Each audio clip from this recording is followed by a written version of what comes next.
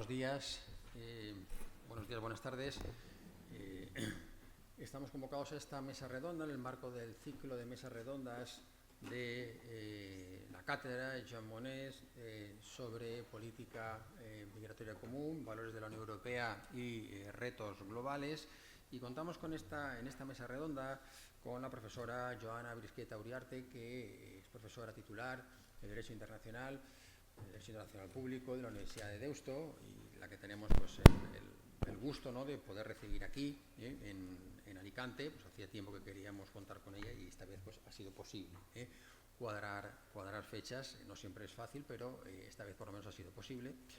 Y también comparte esta mesa redonda el profesor, mi compañero de esta casa, el profesor Jorge Urbaneja, que va a completar esta mesa redonda con un tema más específico. En primer lugar, hablará la profesora Joana Brisqueta sobre el significado del asilo y refugio en el derecho internacional y europeo, y a continuación el profesor Urbaneja hablará de la reforma del SECA, del Sistema Europeo Común de Asilo, y lo que propone el Pacto sobre Migración y Asilo, en concreto la cuestión del nuevo reglamento sobre gestión del asilo y la migración.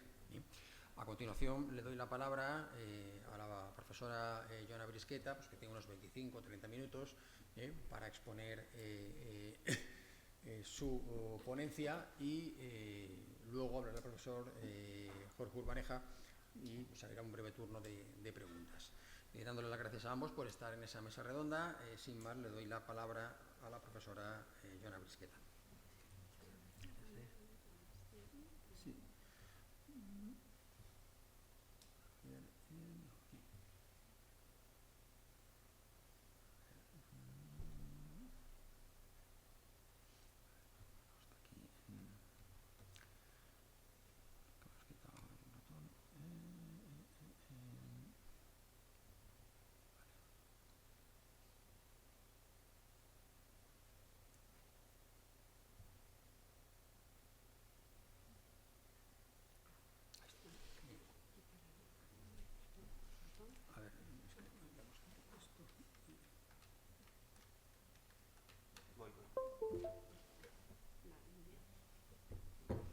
Muy buenos días a todos y a todas. En primer lugar, muchísimas gracias, profesor Millán Requena, por haberme invitado a participar en esta sesión sobre el significado del asilo y refugio.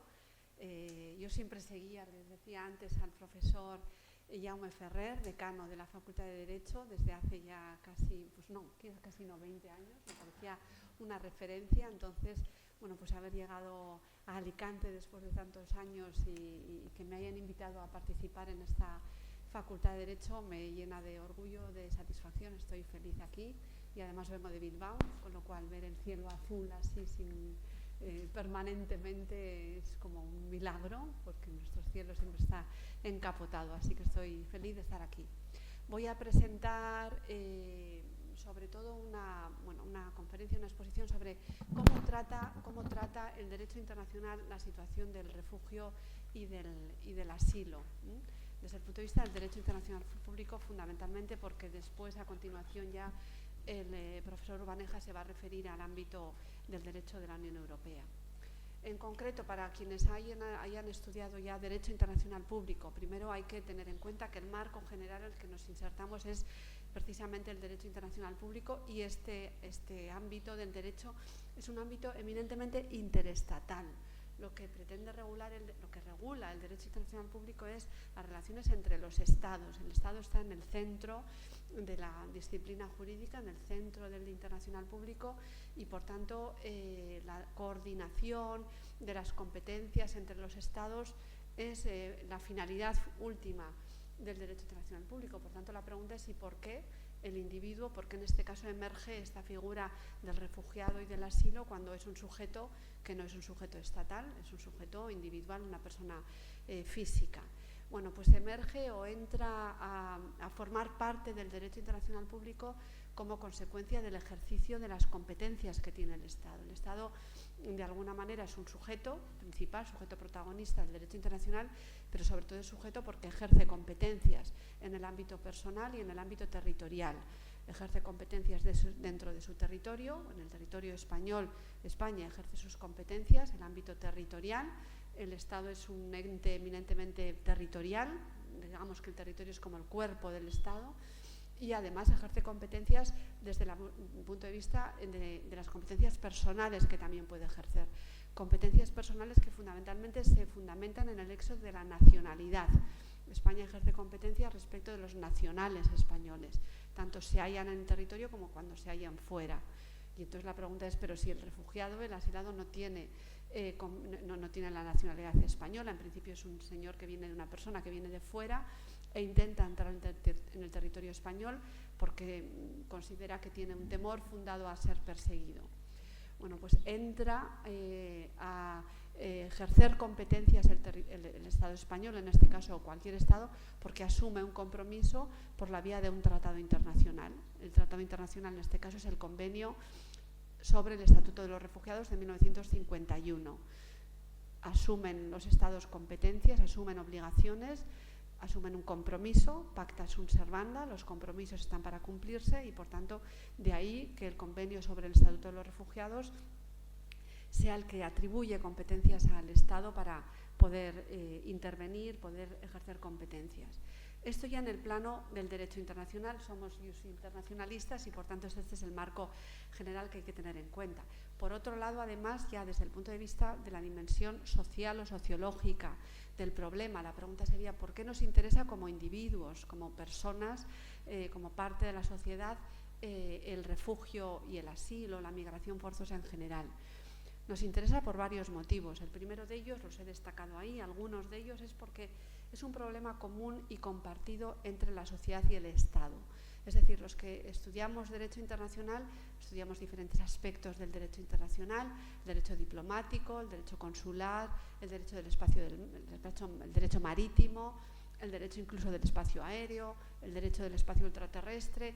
Son ámbitos que quizás se nos hacen muy lejanos, muy poco familiares. El Derecho Diplomático, bueno, pues muy bien, pero difícilmente trabajaremos en una embajada. El Derecho del Mar, pues nos interesa, pero también hasta cierto punto. A mí me interesa especialmente, pero que puede ser por motivos, no sé, intelectuales y sin más, ¿no?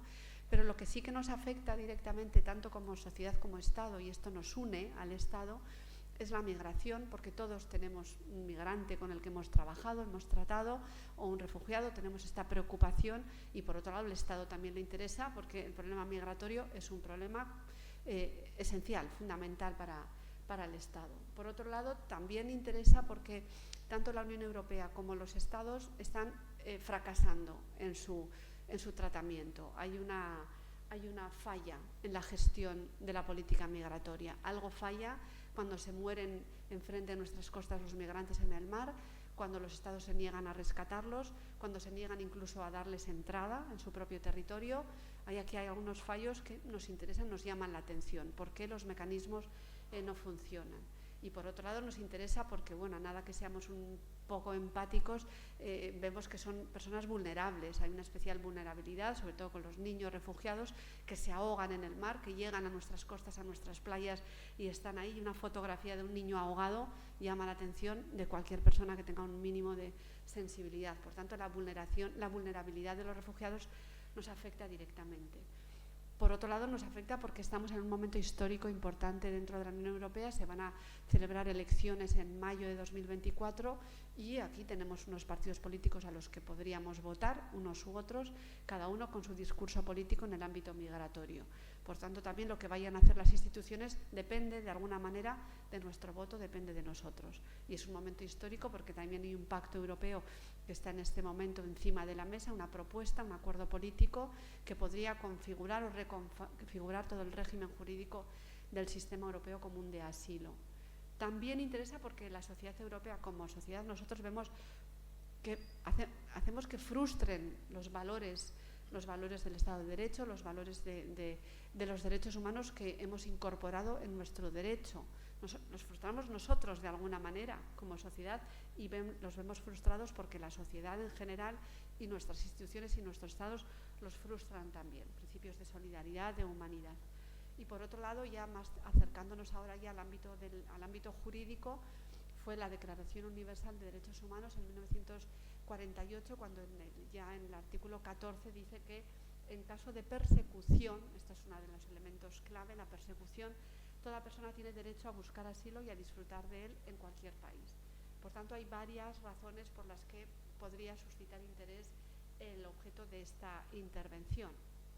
Dicho esto, si acudimos a los datos que extraje ayer del Alto Comisionado de Naciones Unidas para los Refugiados, son 110 millones de personas las que en este momento se hallan fuera de su lugar de residencia por motivos forzados. Son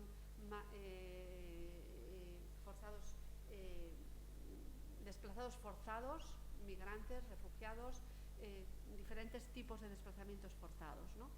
110 millones de personas. En realidad, aquí hay una cosa un dato que llama especialmente la atención, porque si tenemos en cuenta que somos 8.000 millones de personas en el mundo, los 100 millones de refugiados no representan una cantidad de personas especialmente llamativa.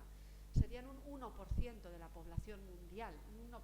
¿Y por qué nos preocupamos tanto por ese 1%? Y además, si tenemos en cuenta los que han llegado a los Estados miembros de la Unión Europea, no llegan ni siquiera al 1%, es decir, la mayoría de las personas forzadas, migrantes forzados, llegan a los estados vecinos, están en Jordania, están en Afganistán, están en Turquía, están en Irán, están en Colombia, están en Alemania, no están precisamente en nuestro estado, no llegaría ni siquiera al 1%, son un 0, algo por ciento. Por tanto, también aquí podría suscitar el interés solamente el hecho de que por qué una cuota tan pequeña de personas fomente o preocupe tanto, ¿no? De hecho, preocupa tanto hasta el punto de que una de las noticias que salía el domingo en El País en concreto decía que el camino a la Casa Blanca empieza en la frontera, es decir, empieza en el ámbito migratorio.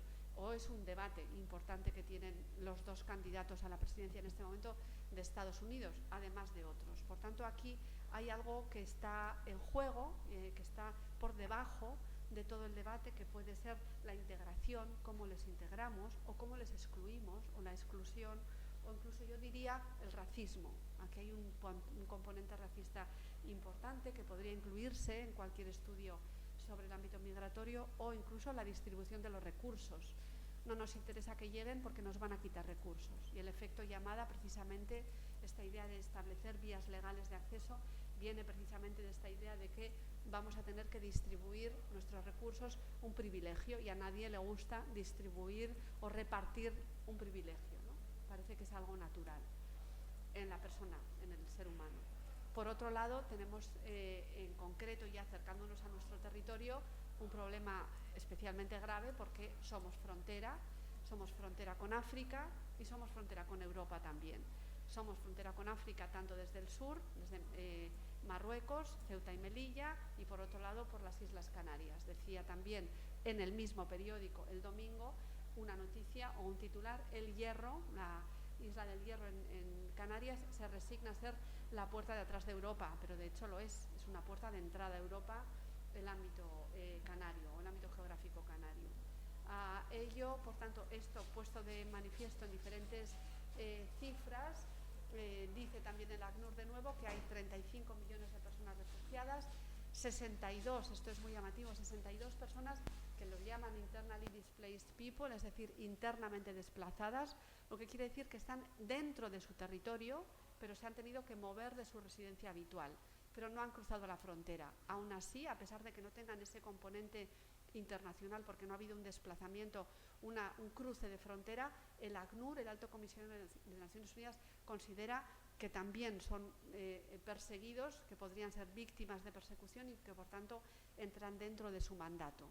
Los desplazados internos. En Palestina en este momento hay 6 millones de desplazados internos y los 5 millones de quienes están solicitando protección internacional en este momento buscan el estatuto de refugiado ya de manera oficial, de manera constitutiva. ¿Cómo responde el derecho internacional? Esta es la pregunta que voy a hacer, a la que quiero responder. ¿Cómo responde el derecho internacional público ante la llegada de los refugiados? Bueno, podríamos acudir a la doctrina y por tanto terminar yo casi mi exposición. Todo está casi descrito o escrito en 2 libros que son fundamentales, que son la base de cualquier persona que quiera dedicarse al refugio, que son The Refugee International Law de Goodwin Gill, un profesor de Oxford que publicó su libro en Oxford y se viene renovando, reeditando cada cierto tiempo, y The Law of Refugee Status también de James Hathaway, que también se dedica a estudiar el convenio sobre el Estatuto de los Refugiados. Yo voy a exponer fundamentalmente lo que dice el convenio sobre el Estatuto de Refugiados de 1951, el tratado internacional, la vía convencional, el tratado al que están obligados la gran mayoría de los estados del mundo porque ha sido ratificado y por tanto aceptado como de derecho vinculante por una gran mayoría, un gran número de estados en el mundo, entre ellos, por supuesto, España. Aquí nos ofrece en primer lugar la definición de refugiado en el artículo 1 y dice en concreto que a los efectos de la presente convención el término refugiado se aplicará a toda persona. Dice que como resultado de los acontecimientos ocurridos antes del 1 de enero de 1951 y debido a fundados temores, luego voy a ir desmenuzando cada uno de los elementos que aparecen en esta definición, debido a fundados temores de ser perseguida por motivos de raza, nacionalidad, religión, pertenencia a determinado grupo social o opiniones políticas, se encuentre fuera del lugar de su nacionalidad y no quiera, o a causa de dichos temores, no quiera volver a su residencia habitual. Por tanto, aquí hay dos elementos, un elemento subjetivo y un elemento objetivo, que me gustaría explicar. El primero, el elemento subjetivo, es que una persona tiene que demostrar que tiene un temor. El temor es un elemento subjetivo. El miedo no es objetivable. El miedo es subjetivo. Cada uno tiene miedo a diferentes cosas y en diferentes grados. Por tanto, demostrar el temor fundado ya se presenta como un obstáculo para el que quiere ser refugiado. Yo tengo miedo a que me persigan. Y la autoridad que quiere darle el estatuto de refugiado tendrá que demostrar, tendrá que averiguar, tendrá que determinar si efectivamente ese miedo, ese elemento subjetivo, entra dentro del concepto de refugiado. Por tanto, primer elemento, elemento subjetivo. Y el elemento objetivo es el temer fundado a ser perseguido por motivos de raza. Ahí tendrá que determinar que efectivamente es la raza lo que determina el miedo o el temor, la religión, la nacionalidad, la pertenencia a determinado grupo social o en las opiniones políticas. Por tanto, aquí hay otro elemento importante que es el de el juicio que tiene que hacer la autoridad competente sobre el futuro de una persona, es decir, si vuelve, en el caso hipotético de que volviera a Siria, podría ser perseguido, pero sobre la base de los elementos históricos o anteriores, subjetivos y objetivos, que le da a la persona que busca protección. Por tanto, es un juicio, no del todo de valor, pero que sí tiene un juicio de valor sobre el futuro de una persona con los indicios que le ofrece respecto del pasado. Todo eso se tiene que recoger en el informe para denegar o aceptar en una resolución la situación de refugiado. Yo me estoy yendo de un país, voy a otro país y en relación a la predictibilidad de que esos hechos históricos o no tan históricos, inmediatos, que se han producido, podrían volver a producirse si yo volviera a ese país. Y ahí interviene la autoridad para darle la condición de refugiado. Aquí hay otro elemento importante, que es el hecho de que el convenio de 1951 sobre el Estatuto de los Refugiados tenía dos limitaciones, una limitación temporal y una limitación geográfica. La limitación temporal era que se refería a los hechos ocurridos antes de 1951. Es decir, aquí con esto ya nos da la idea de que el convenio sobre el Estatuto de los Refugiados se aprobó teniendo en cuenta la situación provocada por la Segunda Guerra Mundial. Eran hechos ocurridos antes de 1951 con relación a los cuales las víctimas o presuntas víctimas de los actos de persecución en Europa Oriental y Europa Central querían llegar a la Europa Occidental. Por tanto, había ahí un tapón en Austria. En Austria no se podía recibir a tantos solicitantes de protección internacional y dicen los estados, vamos a ayudar a Austria a que se desentapone la situación y por tanto podamos recibirlos en otros países europeos. Por tanto, esta idea de que los hechos son anteriores a 1951 se suprime en el protocolo de 1967. Dice, ya no va a ser hechos ocurridos antes del 51 y los hechos ocurridos ayer pueden entrar dentro de la protección que otorga el convenio de 1951. Por tanto, se suprime la limitación temporal y también se suprime la limitación geográfica. No se trata solamente de hechos ocurridos en Europa. El que huye de Siria también podría entrar dentro de la concepción del Estatuto de Refugiados. Por tanto, bueno, no me detengo en el texto, el texto literal del protocolo sobre el Estatuto de los Refugiados, porque ya lo he explicado. Se suprime la idea del temporal y se suprime también la idea de la limitación geográfica. Por tanto, si ahora nos adentramos en el propio concepto del artículo 1, y aquí lo que voy a intentar explicar es que existen algunas carencias o algunas limitaciones por el mero hecho de que el convenio se aprobó en 1951 y hoy estamos en 2024. Por tanto, ¿cómo ajustamos la realidad contemporánea a una situación, a una descripción jurídica que se retrotrae a un periodo que fue justo, posterior a la Segunda Guerra Mundial y con unas características muy diferentes? Por tanto, la dimensión material, digamos, el aspecto sociológico de la realidad de los refugiados no se ajusta, eso está claro, al convenio de 1951, pero es el instrumento jurídico que tenemos. Por tanto, aquí primero tiene que demostrar ese temor fundado a ser perseguido. La autoridad tiene que determinar que efectivamente hay una probabilidad razonable de que va a ser perseguido y tiene que demostrar además que existen una serie de temores que se basan en unas razones de raza, nacionalidad, religión, pertenencia a determinado grupo social o opiniones políticas. Por tanto, ¿qué ocurre con aquel que es perseguido por su orientación sexual? ¿Entraría dentro de este concepto de refugiado? ¿O qué ocurre de aquel que es perseguido porque es perseguido por los maras en El Salvador o por unas pandillas que no son el sujeto estatal? La idea era que persiguiera el Estado, pero ya no persigue solo el Estado. A los colombianos les pueden perseguir los paramilitares y a otros les pueden perseguir otras pandillas respecto de los cuales consideren que la persecución va a ser igual de grave que si le persiguiera el Estado. Por tanto, aquí hay un desajuste entre lo que dice el convenio y la realidad contemporánea. ¿Cómo lo interpreta la autoridad? Pues tendría que ser flexible en la interpretación. Está fuera de su país de origen. Este es otro elemento fundamental que se aportó así en el convenio del 51. Hay que estar entrando o dentro de España para ser objeto del análisis de esa solicitud de asilo. ¿Y qué pasa con los que todavía están en Libia? Y que Italia y Libia han firmado un tratado, un acuerdo bilateral, esto que se llama ahora la externalización de las fronteras, externalización del trato migratorio, y por tanto, cuando todavía no les han dejado ni siquiera entrar, pero ellos son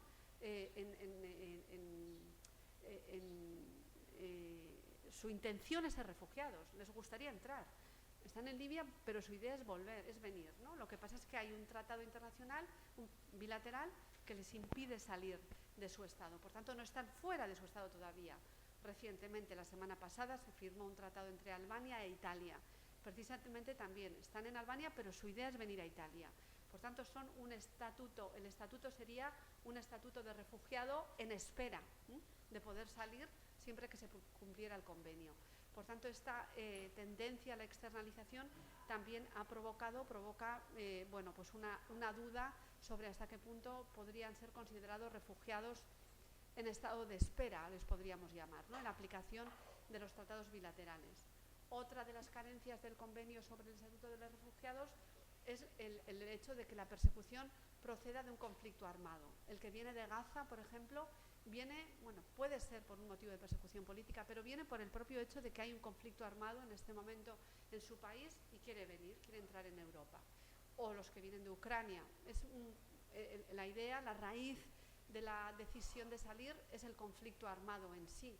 Y el conflicto armado así no está contemplado en el convenio de Ginebra de 1951. Por tanto, la autoridad podría decir, pero es que usted viene por una razón que no está tasada en el artículo 1 del convenio. Por tanto, habría que interpretarlo de nuevo de manera flexible, según el Estatuto de los Refugiados, el convenio. El género y la orientación sexual. Alguien puede ser perseguida solamente por un motivo de género y porque ha dicho o ha proclamado o ha actuado de una determinada manera. Tampoco estaba contemplado este motivo de persecución. O el que se desplaza por motivo de degradación ambiental. No está recogido, es un derecho económico, social, es un motivo económico, es un migrante en sí, tampoco está recogido como contenido como migrante, trabajador migrante. o la violación de los derechos económicos, sociales y culturales, la violación del derecho a la salud. Es que no tengo servicios sanitarios en mi país y por tanto quiero venir a otro país. Eso es una decisión política, en el fondo tiene que ver también con unas decisiones políticas que se adoptan en el Estado. No es una decisión solo económica y social de políticas públicas, pero asociadas a las ideas políticas. O los que llegan por mar, que no se sabe bien además, porque en la mayoría de los casos son flujos mixtos, llegan porque el que viene en patera o todos estos que llegan en pateras, habría que determinar cada uno de ellos con exactitud si llega por motivos políticos o si llega por motivos económicos. Los que llegan de Mauritania, en realidad, ¿cuál es el motivo real que llegan? Incluso ellos responderían que llegan por un conjunto de razones mixtas y por tanto habría que ver ahí si entra dentro del concepto de refugiado. En cualquier caso, lo que ha dicho siempre el ACNUR y lo ha recogido también el derecho de la Unión Europea es que la persona refugiada lo es siempre que reúne las condiciones del artículo 1. Por tanto, esa definición se dice que es una definición declarativa. Se reúnen los elementos y se es refugiado. Luego ya llega otro procedimiento, que es el procedimiento del estatuto, de la solicitud de asilo, y podría, digamos que, abrirse el paraguas. Una forma de explicar este estatuto declarativo, que a veces es difícil de explicar, porque es refugiado y ¿qué? ¿A qué condiciones o qué efectos tiene? ¿No? Es que, bueno, tiene el paraguas, pero lo tiene cerrado. Realmente cuando se va a proteger de la lluvia es cuando solicita asilo, abre el paraguas y por tanto ya se produce el efecto suspensivo de su solicitud o de su expulsión y podría entonces ya ser considerado de iure refugiado conforme en nuestro caso a la directiva de reconocimiento. Otro de los elementos importantes de esta descripción que nos ofrece, que nos confiere el convenio sobre el Estatuto de los Refugiados es que es individualizada la persecución. Y esto también puede confundirnos, porque hoy se habla de refugiados y vemos en la televisión un gran flujo de refugiados que ha llegado a Europa, que ha cruzado la frontera, Siria, etcétera. Parece que es un colectivo. En realidad, si nos atenemos al convenio y somos estrictos con la interpretación del convenio, la persecución debe ser individualizada. Lo que ocurre es que en la práctica el ACNUR, el Alto Comisionado de Naciones Unidas para los Refugiados, que es el órgano subsidiario político que se encarga, que tiene como mandato proteger a los refugiados, ha entendido que también se puede proteger, que también tiene como dentro de su mandato la protección en sentido colectivo, no solamente la protección individual de cada uno de ellos. Por tanto, si llegamos a hacemos una resumen de qué es lo que da y qué es lo que no da, o cuáles son los vacíos, cuáles son los silencios de este convenio sobre el Estatuto de los Refugiados, da algunas cosas importantes, nos ofrece una definición de refugiado y les ofrece algunas garantías a los refugiados, recorta la absoluta discrecionalidad del Estado, ya no es el Estado el que sin ninguna restricción, sin ninguna limitación va a otorgar o no refugio, ese carácter político del asilo discrecional que también existe, el asilo político, el asilo territorial, es una figura diferente, le impone obligaciones al Estado, admite el derecho a solicitar asilo e incluso sin tener en cuenta los cargos penales o esas sanciones administrativas que se pueden imponer. El que ha cometido una infracción y por tanto ha violado las normas del Estado respecto al cruce de la frontera interna y por tanto una violación administrativa no pierde su derecho a no ser devuelto a un país seguro, a un país no seguro. Por tanto, ex lege o como desde el punto de vista del derecho la comisión de un delito o de una falta, de una infracción administrativa no justifica que no se le pueda otorgar el principio de no devolución, el non-refoulement, porque el segundo elemento después de la definición que quería destacar cuando se establece, cuando se reconoce, cuando se analiza el convenio sobre el Estatuto de los Refugiados es el del non-refoulement, al que me voy a referir enseguida. Pero también tiene algunas carencias, algunas debilidades el convenio, además de que está anticuada, por lo que hemos dicho respecto a algunos aspectos. La otra carencia importante es que no instituye un órgano de aplicación, no tiene un tribunal, así como el Convenio Europeo de Derechos Humanos tiene un tribunal, el Tribunal Europeo de Derechos Humanos, o el Pacto de Derechos Civiles y Políticos tiene un comité, el Comité de Derechos Humanos, los treaty bodies que se llaman en el Derecho Internacional de los Derechos Humanos, o el Comité sobre Discriminación contra la Mujer tiene un comité, la CEDAW, a la que se puede acudir cuando se considera que un Estado ha violado el convenio. En el convenio sobre el Estatuto de los Refugiados no hay un treaty body, no hay un órgano que monitoree, que controle la aplicación del convenio. Es decir, el que busca asilo o refugio no puede ir al ACNUR, porque el ACNUR es un órgano político, no es un órgano ni judicial ni cuasi judicial. Por tanto, aquí hay una carencia importante y por eso muchas veces hemos acudido o acuden los refugiados a otros órganos, a los treaty bodies, al Comité contra la Tortura, que procede del Convenio contra la Tortura, el CAT de Naciones Unidas, o al Pacto de Derechos Civiles y Políticos y por tanto al Comité de Derechos Humanos o al Convenio Europeo de Derechos Humanos, que es lo más habitual, y por tanto al Tribunal Europeo de Derechos Humanos o incluso al Tribunal de Justicia de la Unión Europea, porque todo el sistema europeo común de asilo hace que se pueda aplicar el derecho de la Unión Europea y por tanto se pueda acudir al Tribunal Europeo, al Tribunal de Justicia de la Unión Europea.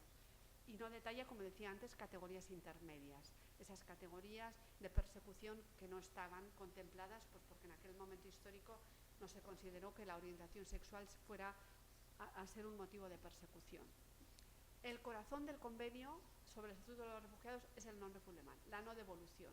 A esto sí que tienen derecho todos aquellos que llegan a un Estado solicitando protección, por lo menos la protección que se limite a no devolverme a un país o no expulsarme a un país en el que mi vida o mi libertad pueda correr peligro. Este es el non-refoulement.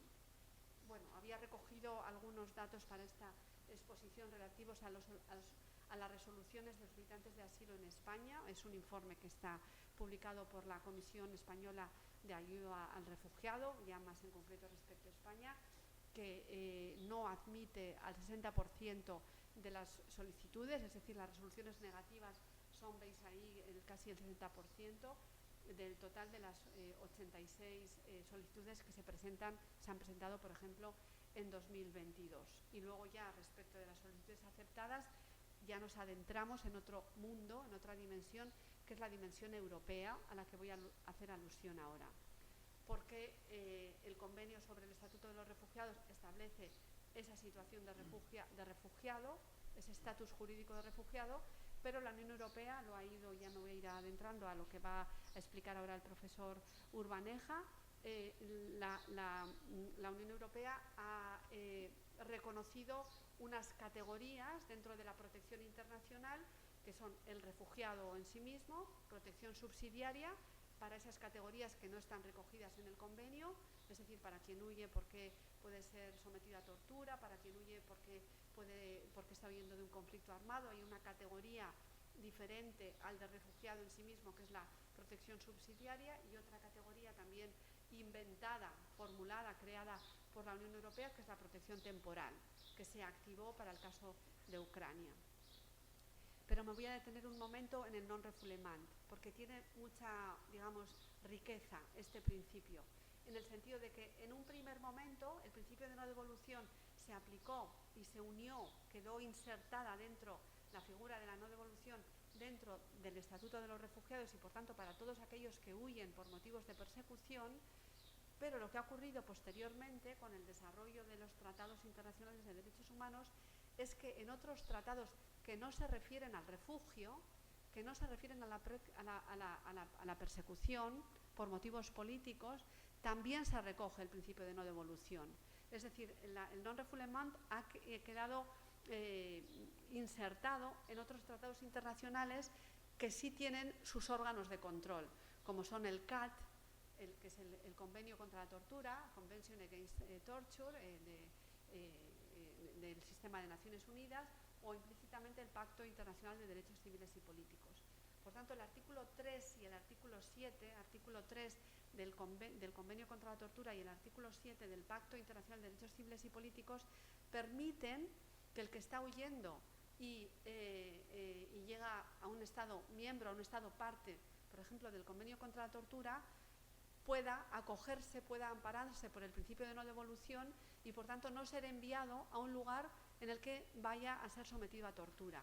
Como el convenio sobre el Estatuto del Convenio contra la Tortura prohíbe que los Estados puedan cometer tortura, si un señor llega a España Y independientemente de que sea reconocido refugiado, de que pueda explicar que tiene motivos de persecución, etcétera, alega que es que si me devuelve, si aplica el refoulement y me devuelve a Libia y ahí va a ser sometido a tortura, España de alguna manera indirectamente aplicaría el principio no aplicaría el principio de non-refoulement y por tanto enviaría a una persona a un lugar en el que va a cometer tortura y violaría el principio de non-refoulement, independientemente de que sea refugiado o no.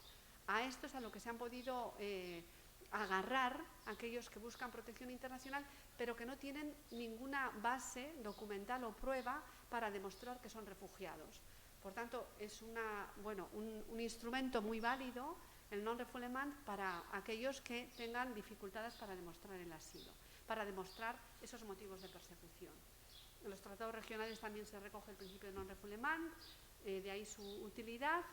Y ahora ya voy a terminar la exposición refiriéndome, primero, por lo menos a la idea fundamental que sí me gustaría tener en cuenta del hecho de que el solicitante de asilo o el solicitante de protección internacional, para no ceñirme solamente al convenio sobre el Estatuto de los Refugiados, que es a lo que me he ceñido yo, pero bueno, por ser estrictas en la exposición, hay que tener en cuenta que no solamente es el convenio de 1951 el instrumento útil que tiene el solicitante de asilo, sino que tiene otros instrumentos con los que puede jugar y de los que se puede valer. El Convenio Europeo de Derechos Humanos, el Protocolo sobre Expulsiones Colectivas, el Protocolo 4, todo el derecho de la Unión Europea o incluso ese convenio, el Convenio CAT de 1984, o incluso en otros ámbitos geográficos, el Convenio de la Unión Africana o incluso la Declaración de Estados Americanos, si se refiriera al sistema interamericano. Entonces, hay varios instrumentos jurídicos con los que cuenta si quiere hacer uno una litigación estratégica, que es una figura que a mí me encanta, que en España todavía casi no la utilizamos, la litigación estratégica. En el Reino Unido está ya muy presente en muchas organizaciones no gubernamentales. Es un elemento de análisis. Yo ahora tengo justo una doctoranda que va a defender ahora su tesis doctoral sobre litigación estratégica, porque es precisamente de lo que necesitamos en España también, litigación estratégica, pensar en un caso que vaya a ser muy útil y que vaya a afectar no solamente a nuestro cliente o a nuestro afectado, sino que pueda tener una repercusión más allá de eso, ¿no? La utilidad de los casos más allá del propio caso particular. Y dicho esto, adentrándonos ya ahora al derecho de la Unión Europea, derecho internacional público en general sería el convenio sobre el Estatuto de los Refugiados, el derecho de la Unión Europea, ¿qué hizo? Bueno, pues tuvo en cuenta el convenio sobre el Estatuto de los Refugiados de 1951 y estableció un sistema a través del cual va a establecer una política europea sobre migración y asilo. Y a ese sistema, a esa política le llama el SECA, el Sistema Europeo Común de Asilo. En ese sistema europeo común de asilo se otorga protección internacional a diferentes tipos de grupos, de colectivos. El primero de ellos, al que otorga, según el artículo 78 del Tratado de Lisboa, dice, a los efectos del apartado 1, dice, la Unión Europea desarrollará una política común en materia de asilo, protección subsidiaria y protección temporal. Por tanto, a estos efectos se otorgará protección a las siguientes personas. Se otorgará diferentes estatutos, mejor dicho. Uno de ellos, el Estatuto Uniforme de Asilo, que quiere decir el Estatuto de Refugiados, según el propio convenio. El Estatuto de Asilo y Estatuto de Refugiados lo mismo para el Sistema Europeo Común de Asilo. El Estatuto Uniforme de Protección Subsidiaria para todos aquellos que no reúnan las condiciones de refugiado y el Estatuto de Protección Temporal. Por tanto, tres tipos de protecciones. Tres tipos de protección. Por tanto, con esto termino. Para resumir, el convenio sobre el Estatuto de los Refugiados dio un avance, digamos, con una definición de 1951 y ese avance se recogió después en el Tratado de Lisboa. Ya se había aprobado la Carta Europea de Derechos Fundamentales. Entonces, la Unión Europea dice que va a condicionar o que va a establecer un sistema europeo común de asilo inspirado en el convenio sobre el Estatuto de los Refugiados.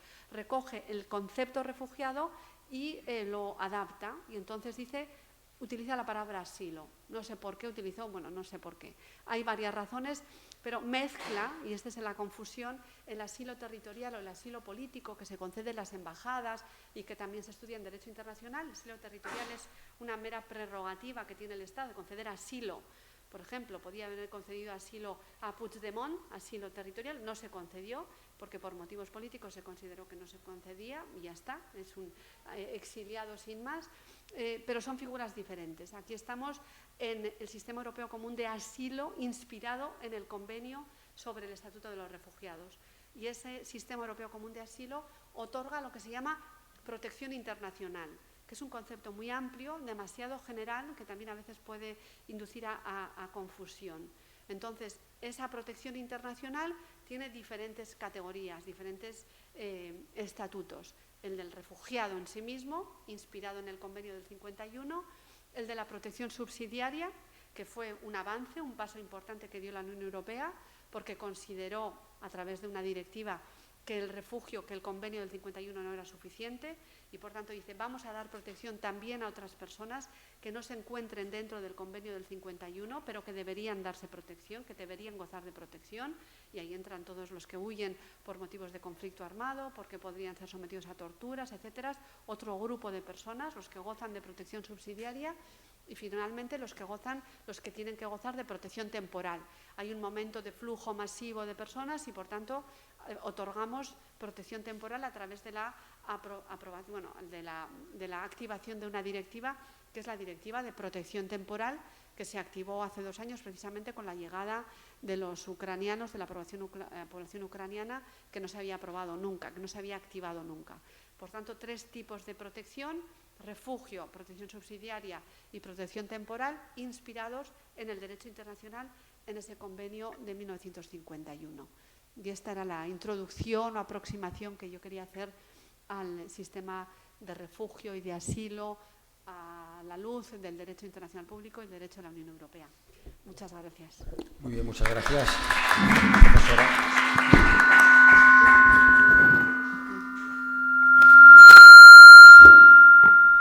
Tengo que apagar. Es la profesora Joana Grisqueta. Ahora se han acoplado. Y a continuación doy la palabra al profesor Jorge Urbaneja, que va a completar la mesa redonda. Y una vez hemos...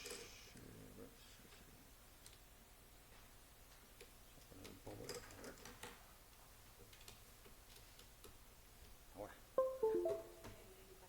Vale. Bueno, el mío es muy sencillo, ¿eh?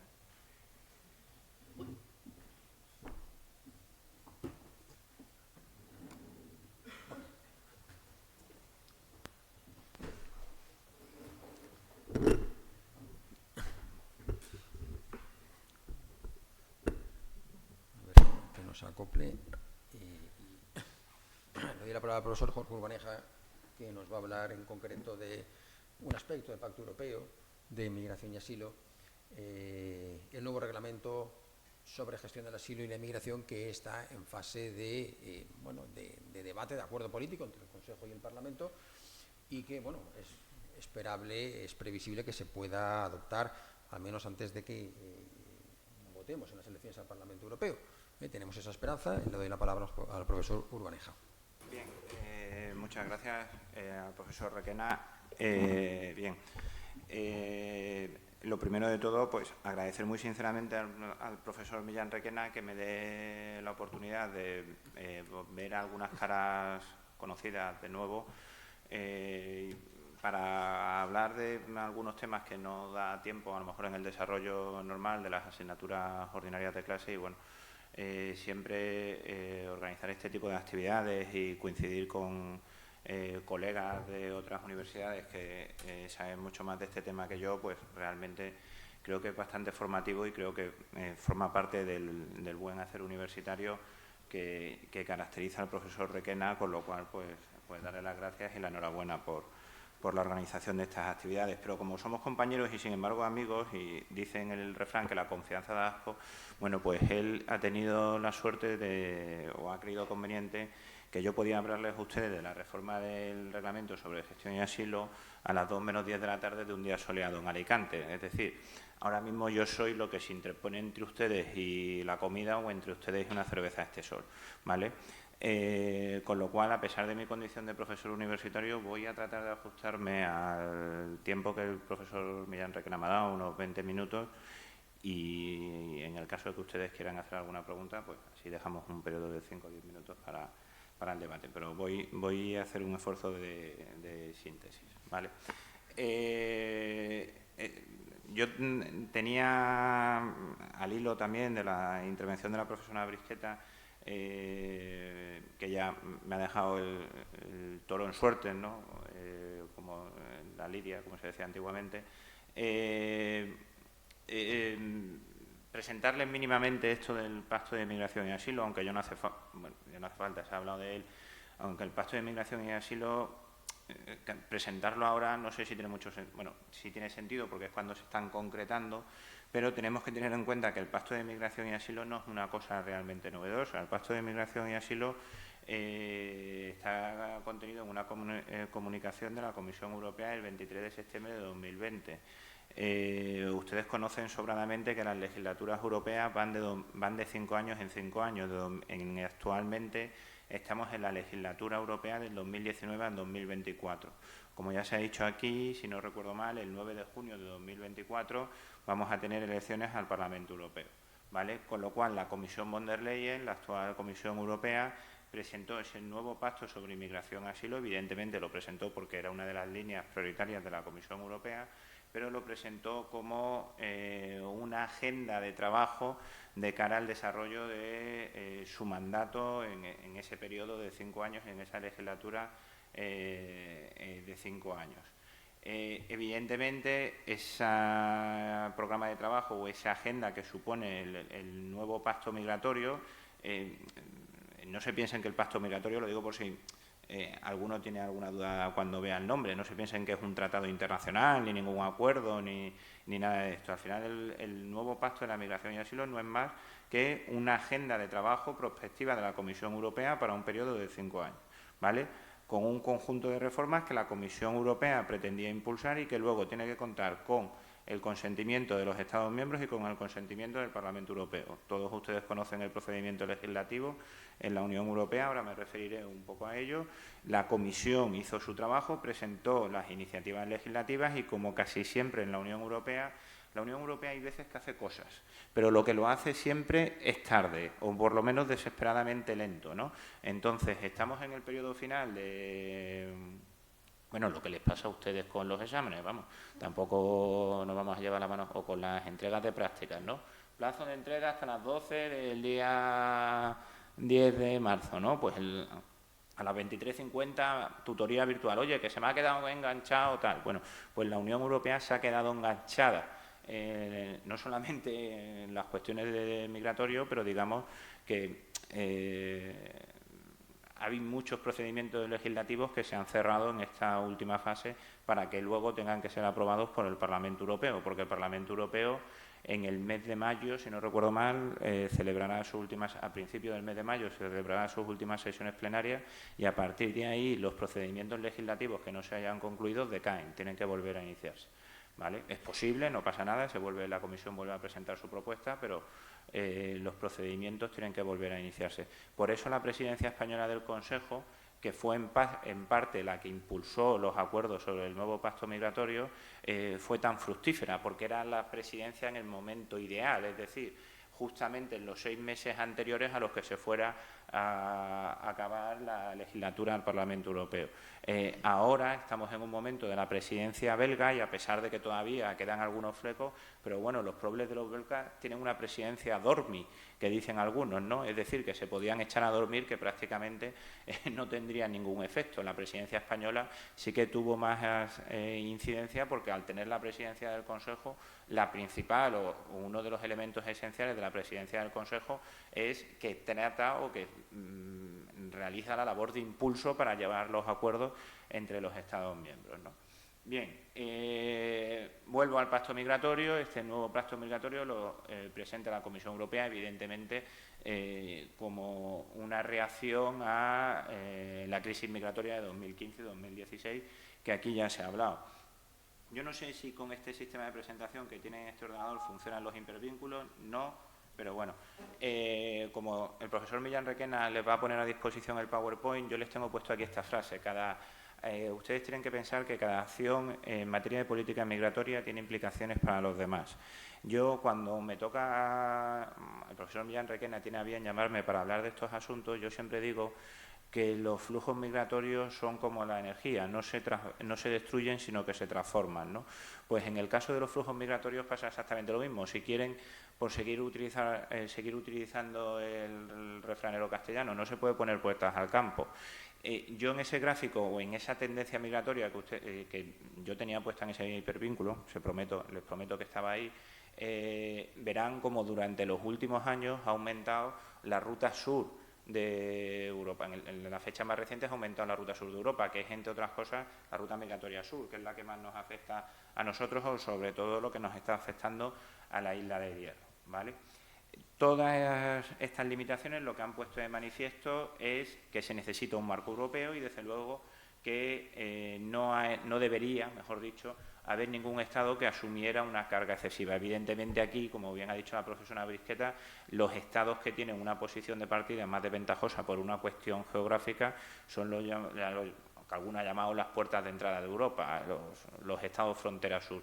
Nosotros no solamente somos frontera sur de España, no tenemos nuestra frontera sur de España, tenemos la frontera sur de toda la Unión Europea, ¿no? Esto ni que decir tiene que, por ejemplo, los habitantes de las Islas del Hierro ahora lo están conociendo mejor que nadie, ¿no?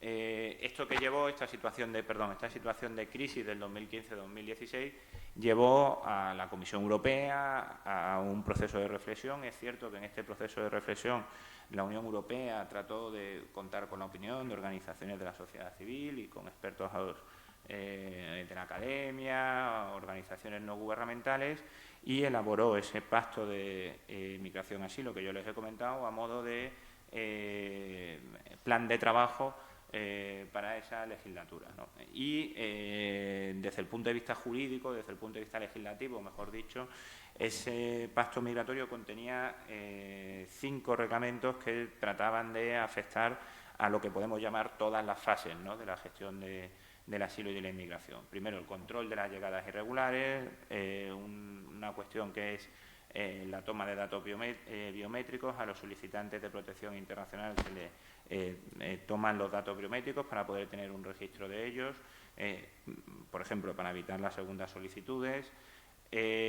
También se reformarían los procedimientos para presentar y tramitar esas solicitudes. Una de las cuestiones a la que me voy a referir, una cuestión que es casi el elemento central del sistema europeo común de asilo, que es las normas para determinar qué Estado es responsable de tramitar los procedimientos de las solicitudes de asilo y, en consecuencia, la cooperación y la solidaridad entre Estados y, por último, la gestión de las situaciones de crisis, es decir, qué sucede cuando, bueno, todo más o menos puede funcionar de una manera en un equilibrio estable o inestable en periodos normales, pero qué sucede cuando tenemos una situación de crisis, un reglamento específico para la gestión de crisis. Esto en cuanto a la dimensión interna del fenómeno migratorio, pero la Comisión Europea, no lo voy a abordar aquí, pero sí se lo dejo encima de la mesa. Sobre todo, lo que pretende la Unión Europea, nunca lo pierdan de vista, es una dimensión externa del proceso migratorio, ¿vale? Es decir, tratar de evitar que llegue, ¿vale? ¿Y cómo puedo tratar de evitar que lleguen? Pues, como ha dicho la profesora Brisqueta, externalizando un proceso una palabra que queda muy bien, que se entiende bastante bien, que es la externalización de las fronteras. Es decir, yo firmo acuerdos con estados de mi alrededor, con Túnez, con Libia, con Turquía, y encima con Turquía no firmo un acuerdo, firmo una declaración en el que son estos estados los que me van a ejercer un control migratorio. Y ustedes dirán, bueno, ¿y España qué? Bueno, pues España y la Unión Europea también están haciendo lo mismo. Sánchez y von der Leyen prometen más de 500 millones para desarrollar Mauritania y frenar los cayucos a Canarias. 8 de febrero de 2024. ¿vale? Es decir, la estrategia de la Unión Europea está clara: dar pasta, un montón de pasta a nuestros estados vecinos para que ellos cooperen con nosotros en materia migratoria. Claro, llegó Meloni al poder en Italia, consiguió un acuerdo con Túnez y con Libia, y que ha dicho Sánchez a von der Leyen: oye, es que mis cayucos llegan de Mauritania. No lo he puesto en un mapa, pero es que Mauritania está enfrente de las Islas Canarias. Pues ¿qué hacemos? Nos vamos los dos a Mauritania y le damos un montón de pasta, sí, y además nos vamos nuestra delegación con un montón de empresarios, decimos que vamos a desarrollar el hidrógeno verde en Mauritania, que además es una cosa que nos interesa mucho. Por cierto, lo tenemos en Argelia, pero se ve que ese no nos interesa. Bueno, cuestiones de política exterior que yo nunca entenderé. Argelia está mucho más cerca, pero bueno. Y decimos que les vamos a dar pues 500 millones de euros entre la Unión Europea y España. La Comisión Europea además se comprometió a que 210 millones de euros fueran en forma de directa a Mauritania para frenar la inmigración a las costas españolas, ¿vale? O sea, 210 millones de euros de forma directa. O sea, el objetivo está claro: dinero a cambio de cooperación en materia migratoria. O sea, no hay duda. O sea, lo ha reconocido el propio presidente del Gobierno y la propia presidenta de la Comisión. Por cierto, luego el Tribunal de Cuentas de la Unión Europea muchas veces audita estos dineros, como pasa con la declaración Unión Europea-Turquía, y dice que podrían establecer, en un lenguaje muy europeo, muy diplomáticamente correcto, que podrían establecerse mejores mecanismos de seguimiento para ver qué pasa con el dinero del contribuyente europeo, que por cierto somos todos nosotros. Bien, ahí tienen un poco esa agenda legislativa, ¿no? Ese camino del pacto migratorio europeo y, como yo les he dicho, la Unión Europea les pasa lo mismo que a ustedes. El 20 de diciembre, bajo el impulso de la presidencia española, que se anotó el tanto de llegar al acuerdo político el 20 de diciembre de 2023. ¿Vale? Eso que yo les pongo ahí de los acuerdos en trílogos, muy brevemente y en un minuto o en un par de ellos contarle qué son los trílogos. Yo creo que a lo mejor la mayoría de ustedes lo sabe. Los trílogos no son más que un procedimiento informal en el procedimiento legislativo de la Unión Europea, en el que participan representantes de la Comisión, representantes del Consejo, concretamente la Presidencia del Consejo, en ese caso España, y representantes del Parlamento Europeo. Como el procedimiento legislativo en la Unión Europea es tremendamente complejo y hay que poner de acuerdo a muchos intereses, pues se crean estos trílogos con el objetivo de llegar a acuerdos de manera directa entre las tres instituciones implicadas en el procedimiento legislativo. De hecho, algunos dicen que realmente los trílogos es donde se legisla en la Unión Europea, porque ahí está el que tiene la propuesta legislativa, que es la Comisión, ahí están los representantes de los Estados y ahí están representantes del Parlamento Europeo. Un representante por cada uno de los grupos políticos del Parlamento Europeo, para que así la representación en el trílogo pueda llegar a tener una composición que represente las fuerzas las políticas del Parlamento Europeo. Bien, pues en esos trílogos, si uno ve las estadísticas de la Unión Europea, dice, claro, no sé si el 80 y pico % de los procedimientos legislativos se aprueban en primera lectura. Claro, se aprueban en primera lectura porque previamente ha habido los trílogos. Incluso, por cierto, hay veces que cuando existe un acuerdo político en los trílogos, luego tiene que ser ratificado formalmente por los dos colegisladores, por el Consejo y el Parlamento. En temas muy sensibles, como por ejemplo puede ser este o hay algún otro, puede ser que incluso después de haber llegado a un acuerdo político en trílogo, luego los Estados no se pongan de acuerdo. O sea, es muy raro, pero a veces pasa. A pesar de llegar a acuerdo en el trílogo, hay veces que los Estados luego se lo piensan mejor y se desenganchan del acuerdo. Es decir, donde dije Diego.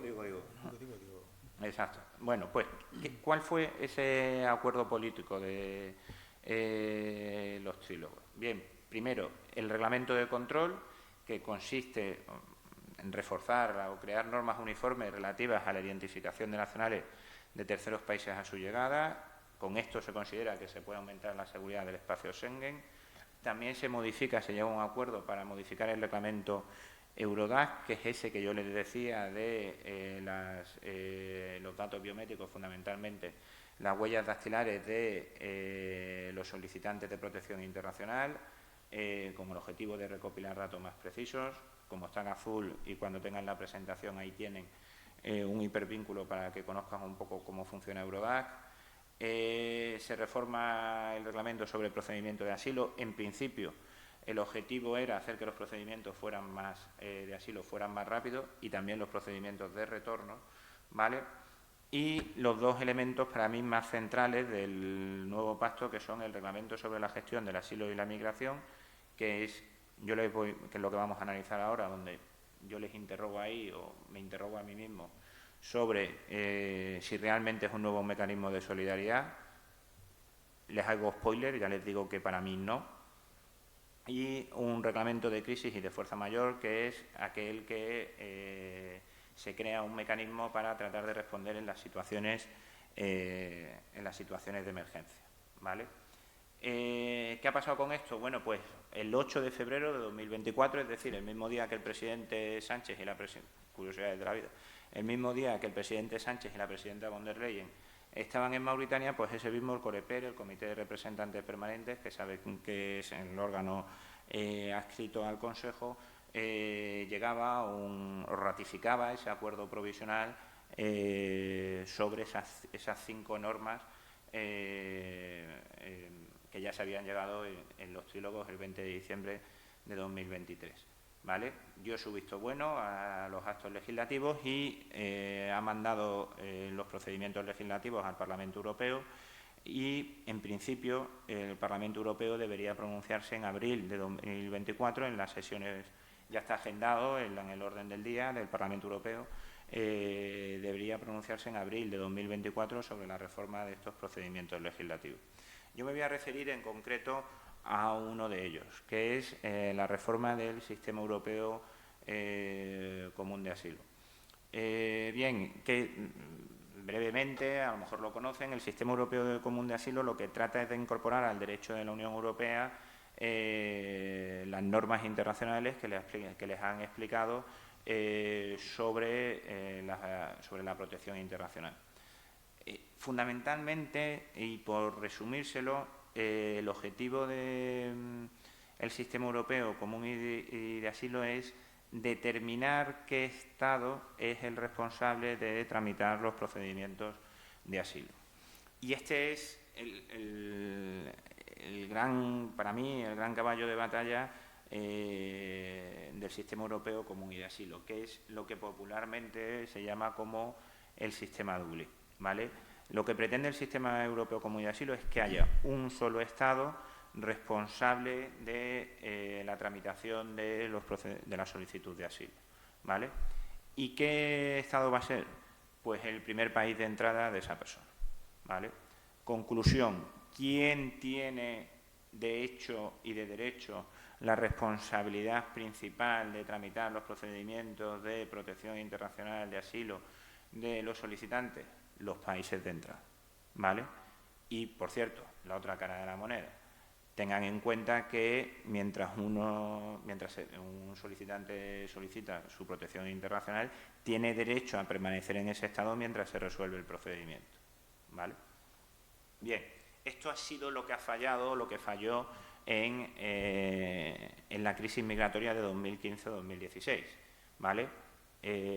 ¿Por qué? Porque evidentemente hubo algunos estados, fundamentalmente Italia y Grecia, también Malta, que fueron los que soportaron una gran presión migratoria en aquella época, procedente fundamentalmente de Siria, de Afganistán y de otros lugares, ¿no? Bien, entonces en aquel momento sí es cierto que se acordaron unos mecanismos de solidaridad ad hoc, pero hubo que ponerse de acuerdo, ¿no? Hubo que ponerse de acuerdo, entre otras decisiones, de lo que se llamaron decisiones de reubicación, ¿vale? ¿Qué quiere decir las decisiones de reubicación? Las decisiones de reubicación quiere decir que se establecen cuotas de reparto de los solicitantes de protección internacional entre los diferentes estados. Bien, pues hubo una decisión, por ejemplo, de una de las que se acordó, que fue la decisión de 2015/1601 del Consejo, por la que se establecían unas determinadas medidas provisionales de protección internacional en beneficio de Italia y Grecia. Es decir, se trataba de aliviar la presión migratoria que estaban sufriendo Italia y Grecia y que determinados países pues estudiaran la solicitud de protección internacional de aquellos que habían entrado por Italia y Grecia. Bueno, esto parece bastante, o sea, se ajusta bastante a lo que es un principio de reparto de la carga, un cierto principio de solidaridad. Pero hete aquí que cuál es la reacción, porque muchas veces se dice, y yo con esto soy un gran crítico, la Unión Europea no está a la altura en la respuesta ante las crisis migratorias. Por cierto, la Unión Europea o los Estados miembros de la Unión Europea. Yo siempre digo en algunas veces que el mejor amigo del hombre no es el perro, es el chivo expiatorio. Es decir, siempre nos gusta tener a alguien a quien le echarle la culpa. Y el mejor amigo de muchos de los políticos de los Estados miembros, el chivo expiatorio perfecto es Bruselas. Claro, si de todo le echamos las culpas a Bruselas, que son hombres de negro, que además están en Bruselas, que no hace este sol, que tampoco les conocemos mucho y demás, claro, o sea, es la excusa perfecta. Bueno, luego pasan cosas como el Brexit, pero bueno, no pasa nada, ¿verdad? Bien, sí, claro, o sea, los Estados se pusieron de acuerdo. La Unión Europea adopta una norma de derecho derivado institucional, que es una decisión que es obligatoria para todos los Estados miembros destinatarios de esa norma, ¿vale? ¿Qué hacen los Estados miembros? Bueno, pues no lo digo yo, lo dice el Tribunal de Justicia. 2 de abril de 2020, condena a Polonia, Hungría y República Checa por haber incumplido sus obligaciones derivadas del derecho de la Unión, es decir, recurso por incumplimiento, todos ustedes saben lo que es, y el Tribunal de Justicia declara, oiga, que se les habían asignado unas cuotas a estos estados, unas cuotas de reubicación, y que estos estados incumplen. Lo dice claramente, fíjense, Polonia comunicó que se podía reubicar rápidamente en su territorio 100 personas. O sea, estamos hablando de una cantidad bastante modesta, ¿no? Sin embargo, no efectuó ninguna reubicación, ni volvió a asumir ningún compromiso de reubicación. Sí, a 100 de todos los que entraron entre 2015 y 2016. La República Checa, entre febrero y 2016, comunicó, con arreglo a las decisiones de reubicación, que se podía reubicar en su territorio a 50 personas. 12 personas fueron reubicadas desde Grecia en la República Checa, pero esta no volvió a asumir ningún compromiso. Claro, ¿qué no quieren los estados? No queremos que lleguen, recuérdelo. Claro, no los queremos tener dentro de nuestro estado, ¿verdad? ¿Qué decían estos estados que justificaron en sus alegaciones ante el Tribunal de Justicia de la Unión Europea? El artículo 72 del Tratado de Funcionamiento de la Unión Europea, que ya ha sido mencionado, dice que se pueden establecer límites basados en motivos de orden público y la salvaguardia de la seguridad interior. Es decir, ellos consideraban que reubicar a más de 100 personas y de 50 podía afectar a la seguridad de todo el Estado. ¿Qué dice el Tribunal de Justicia? No cuela, ¿vale? Dice que el análisis de si esto afecta o no a la seguridad interior, primero que debe interpretarse restrictivamente porque es una excepción y que además debe realizarse un análisis individualizado, caso por caso. Es decir, si de cada solicitante de protección internacional realmente ese solicitante representa una amenaza que pueda para el orden público o para la seguridad interior. Con lo cual, condena, bueno, Hungría tiene 3 sentencias, pero en este caso también condena a Polonia y a la República Checa por incumplimiento del derecho de la Unión Europea. Pero bueno, podemos decir, y esto el profesor Miguel Requena lo hemos hablado muchas veces, son los países de Visegrado, ¿verdad?, que parecen como los chicos malotes, ¿no?, ahora de la Unión Europea. Y nosotros somos buenísimos, ¿verdad? Bien, no nos tenemos que ir al Tribunal de Justicia, que tiene su sede también en la oscura Luxemburgo. Sentencia del Tribunal Supremo, esta además es anterior a la del Tribunal del Tribunal de Justicia, de 4/7 de 2018.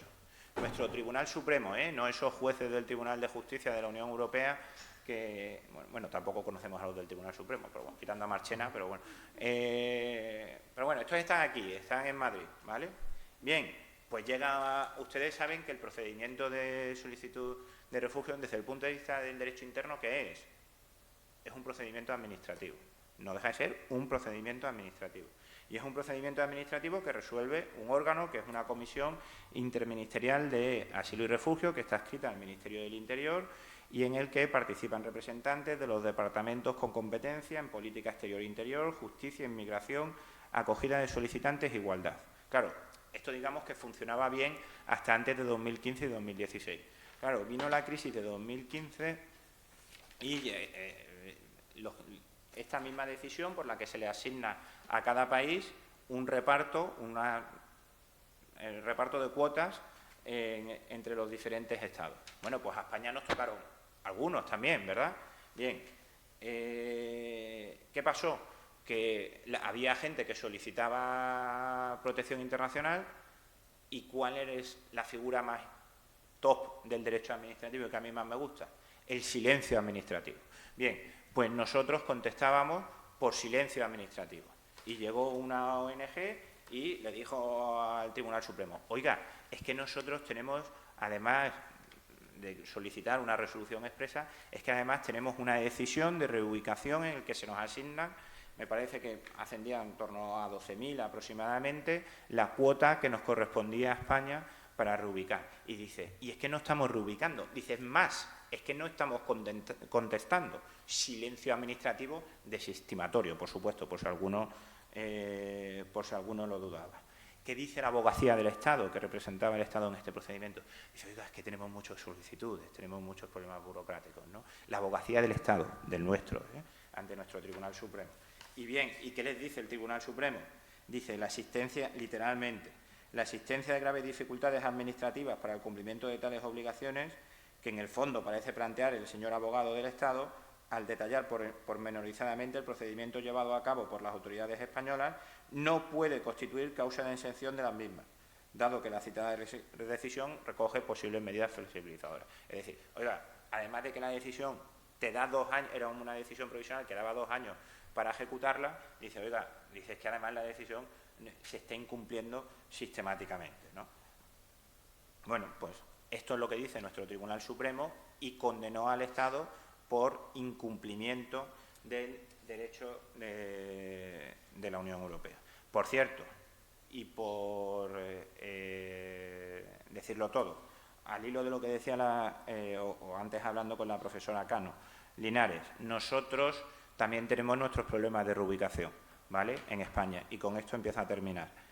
Como todos ustedes saben, nuestro principal problema ahora está en El Hierro, y como habrán podido deducir por mi acento, yo no soy nacido en Alicante.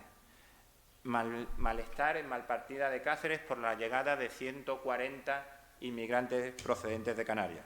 El Gobierno pagará 4.000 euros al día para alojar a 140 inmigrantes.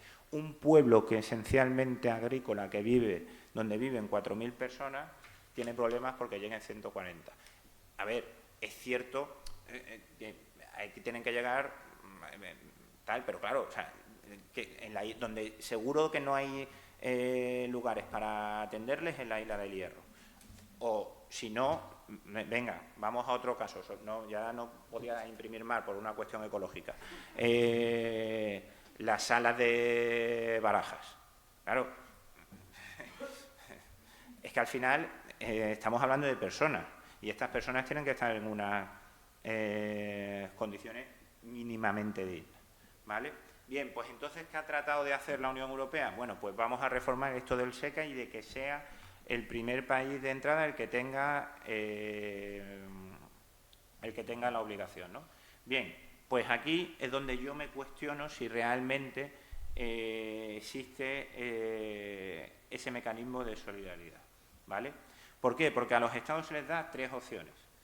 En primer lugar, acoger, es decir, la idea es ya tener preestablecido un mecanismo de solidaridad y que no tengamos que acudir a soluciones ad hoc, porque está claro que las soluciones ad hoc no han funcionado, ¿vale? Bueno, no quiere decir que no hayan funcionado en todos los casos, o sea, se ha reubicado a gente, pero no todo lo que decían las decisiones de reubicación, ¿no? Bien, se le da 3 opciones a los Estados. Acoger en su territorio un número determinado de solicitantes.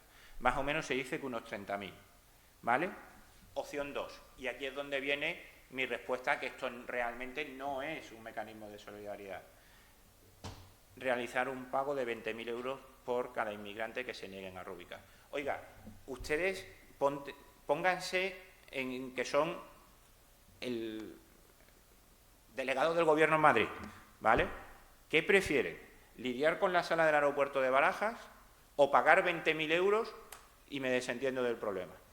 Claro, yo puesto gobernante o ministro del Interior, yo prefiero pagar 20.000 euros y desentenderme del problema, porque al final no tengo que atender a esas personas y tenerlas en unas condiciones dignas. Es decir, yo, delegado del Gobierno, no voy a estar soportando la presión mediática de tener todos los días en la televisión hay una sala del principal aeropuerto de España que no atiende correctamente a los inmigrantes, con lo cual, como yo ya las había avanzado y les había hecho un pequeño spoiler, yo realmente creo que esta reforma está lejos de ser un sistema de solidaridad, porque lo que va a pasar es más o menos lo que sigue pasando ahora, que es que los estados que constituyen la puerta de entrada a Europa van a seguir siendo los responsables de examinar las solicitudes de asilo y de refugio de los estados. Es decir, yo me atrevo a decir que si esta reforma se aprueba, primero que habrá que verlo, poco va a cambiar y que está lejos de constituir realmente un principio de solidaridad.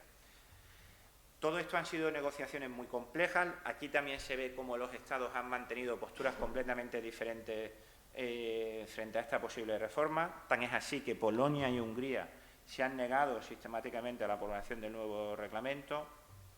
Austria y República Checa se han abstenido en las votaciones sobre el reglamento de la gestión del asilo, y había un pequeño problema, un gran problema con Italia, que también mostró inicialmente su oposición al reglamento, pero finalmente se consiguió